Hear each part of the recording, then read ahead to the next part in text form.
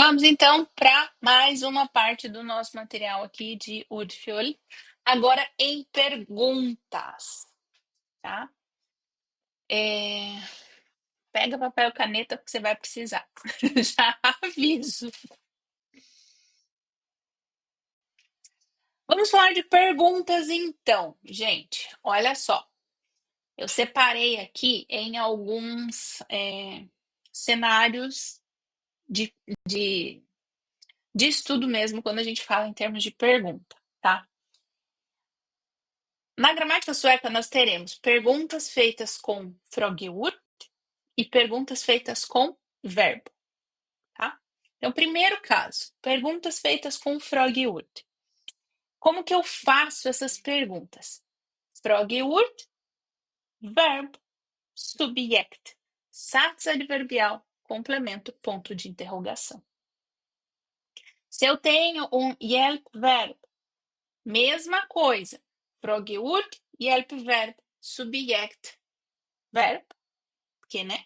Ali auxiliando, o hjälpverbo está auxiliando um verbo. E aí, se necessário, satsadverbial, complemento, interrogação. Ok? Então, esses são os casos de perguntas com frågor e eu trouxe ali para vocês alguns dos frågords mais utilizados. Outro caso que eu terei em sueco são as perguntas feitas diretos com verbos, sem o uso do frågord. E aí eu trouxe para vocês também essa estrutura de Ordfjol para a gente entender como que isso tudo funciona. Quando a gente está estudando pergunta, a gente vai aprender que eu tenho as perguntas com frågord, perguntas diretas e perguntas de sim ou não, tá? Eu mantive essas três tipos de perguntas para que a gente possa estudar e entender de fato como que funciona tudo isso. Então, em casos de perguntas de sim ou não, como que a gente vai estruturar essa pergunta? Verb, subject, se houver satsadverbial e complemento, ponto de interrogação. Caso a sua pergunta seja feita com o hjälpverb e é uma pergunta de sim ou não, aí aqui está o modelinho, tá? Hjälpverb, subject, verb, satsadverbial, complemento. Então, é muito simples. A estrutura é basicamente a mesma, tá? Em perguntas diretas, você vai ver que a estrutura é a mesma de perguntas de sim ou não. A única coisa que acontece é o seguinte: embora o Ordfjol seja o mesmo, a única diferença é que toda pergunta de sim ou não é uma pergunta direta, mas nem toda pergunta direta é uma pergunta de sim ou não. Então, aí vai depender do que está sendo perguntado, ok? Você tem que entender aí melhor o que o verbo quer dizer, de fato, qual que é a pergunta, enfim, aí entra outras questões que não é bem o meu foco aqui do Ordfjol. Voltando, então, no Ordfjol, tá? Por que eu estou destacando o satsadverbial? Em alguns casos, é comum a gente colocar perguntas com inte, justamente para dar ênfase naquilo. Então, por exemplo, ali eu coloquei Gifta dig inte imorgon? Você não vai se casar amanhã? Eu tô surpreso, eu tô estranhando alguma coisa, né? Por isso que a pergunta está sendo feita com um inte. Agora, eu trouxe também um outro ponto aqui, ó. Er du fortfarande gift? Você continua casado? Também é um satsadverbial. Então, se a gente olhar para esses três casos, frågord, perguntas diretas, ja eller nej frågor, você vai perceber que o satsadverbial vem sempre depois, nunca no meio do verbo e do subject. O que isso nos faz pensar? Que isso aqui é um huvudsats. Perguntas são huvudsats, tá?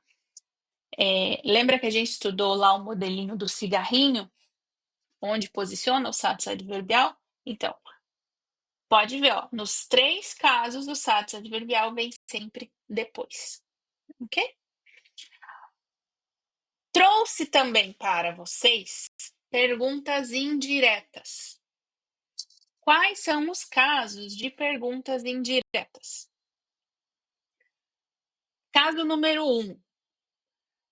A pessoa fez lá a pergunta para mim. Du fortfarande gift, Mari? E aí eu fico surpresa com a reação da pessoa e vou repetir a pergunta dela. Om jag fortfarande är gift? Nesse caso que eu repeti a pergunta, eu vou manter ali o ponto de interrogação. Mas normalmente perguntas indiretas não usam ponto de interrogação, tá? Então, o que eu falo para essa pessoa? Se eu continuo casada, ó, a estrutura, o ordfjord da pergunta indireta. Om, subjekt, satsadverbial, verbo, complemento. O que aconteceu aqui? O satsadverbial entrou no meio do subject e do verbo. Ou seja, quando que isso acontece? Em bisats. Perguntas indiretas são bisats. Por isso que o sats adverbial vem no meio, tá? E não na pontinha. Agora, se você está fazendo de uma pergunta direta, uma pergunta indireta, então você está transformando isso, a pergunta direta, na pergunta indireta, o que vai acontecer? Jag undrar, vou colocar lá o comecinho da estrutura comum para transformar uma pergunta direta numa pergunta indireta. Jag undrar om blá blá blá. O jag undrar passa a ser o seu huvudsats, tá? E aí, o que vem depois é o seu bisatsinleder. Então, pode ser o om, pode ser o seu froggjord. Ele vai passar a assumir o papel de bisatsinleder. Então, você pode ver que eu até separei aqui um exemplo bem pintadinho para deixar isso claro para você. Precisa repetir?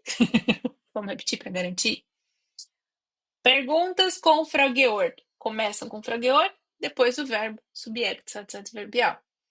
Perguntas de sim ou não, perguntas diretas, outros tipos de perguntas que não sejam com froggjord. Começam com verbo e tem estrutura de huvudsats. O sats adverbial vem depois do casalzinho verbo e subject.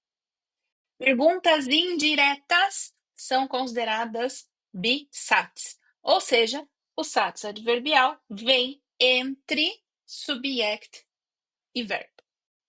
Perguntas indiretas têm huvudsats e bisats.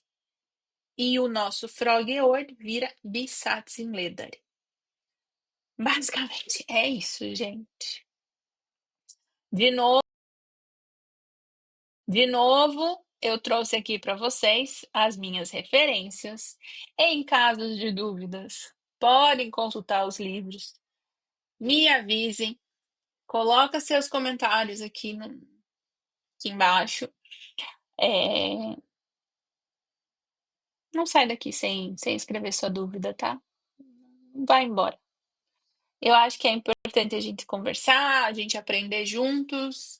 Tá todo mundo aqui para aprender. Então, é isso. Eu espero que isso tenha descomplicado algo para você. Eu sei que eu repito bastante os exemplos, os casos, mas é porque eu realmente quero que você grave isso tudo. E eu tô aqui para o que você precisar. Se você já é membro do canal e ainda está em dúvida, vai lá e marca um horário comigo e a gente conversa. Tá bom? É isso. Até a próxima.